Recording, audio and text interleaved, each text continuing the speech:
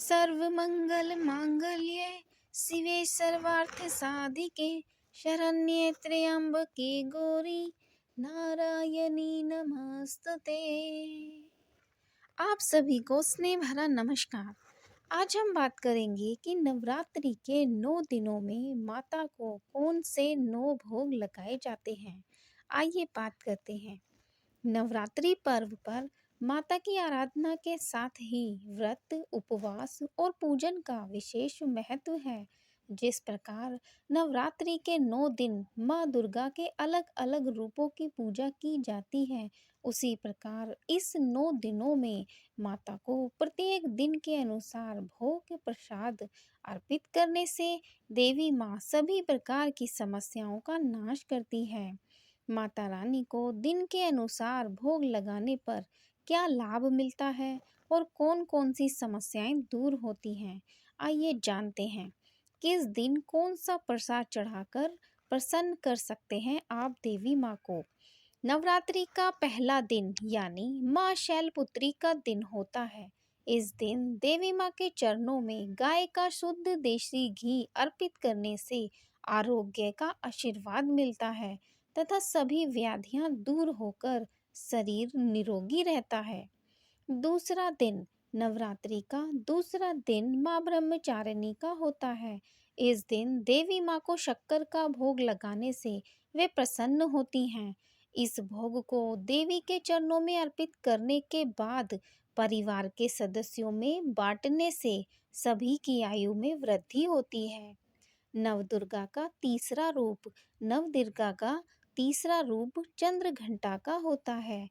माँ चंद्र घंटा के लिए इस रूप में आप पूजन में नवरात्रि के तीसरे दिन दूध या दूध से बनी हुई मिठाई या खीर का भोग लगाकर आप ब्राह्मणों को दान करें। इससे आपको शुभ लाभ मिलेगा। इससे दुखों की मुक्ति होती है और परम आनंद की प्राप्ति होती है। माँ दुर्गा को चौथे दिन यानी नवरात्रि के चौथे दिन मालपुए का भोग लगाने से वे प्रसन्न होती हैं। इस भोग को मंदिर के ब्राह्मणों को दान करना चाहिए। ऐसा करने से बुद्धि का विकास होने के साथ साथ निर्णय शक्ति बढ़ती है। नवरात्रि के पांचवें दिन यानी माँ स्कंद माता का दिन होता है। इस दिन माता जी को केले का नैवेद्य चढ़ाना बहुत ही उत्तम होता है। ऐसा करने से आपको उत्तम स्वास्थ्य और निरोगी काया की प्राप्ति होती है। नवरात्रि के छठे दिन देवी माँ को शहद का भोग लगाना बहुत ही अच्छा माना जाता है। इस दिन शहद का भोग लगाने से मनुष्य की आकर्षण शक्ति में वृद्धि होती है। नवरात्रि का सातवें दिन देवी माँ को गुड़ का भोग लगाएं। सातवें दिन नवरात्रि पर माँ को गुड़ का भोग लगाने से और उन्हें ब्राह्मणों को दान करने से शोक की मुक्ति मिलती है और आकस्मिक आने वाले संकटों से रक्षा होती है।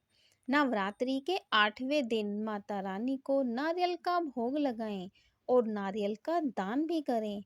इससे संतान संबंधी सभी परेशानियां दूर होती हैं और माँ की कृपा प्राप्त होती है। नवरात्रि के 9वें दिन यानी नवमी तिथि को तिल का भोग लगाएं और ब्राह्मणों को दान कर दें। इससे मृत्यु भय से राहत मिलती है, साथ ही अनहोनी होने की घटनाओं से भी बचाव होता है।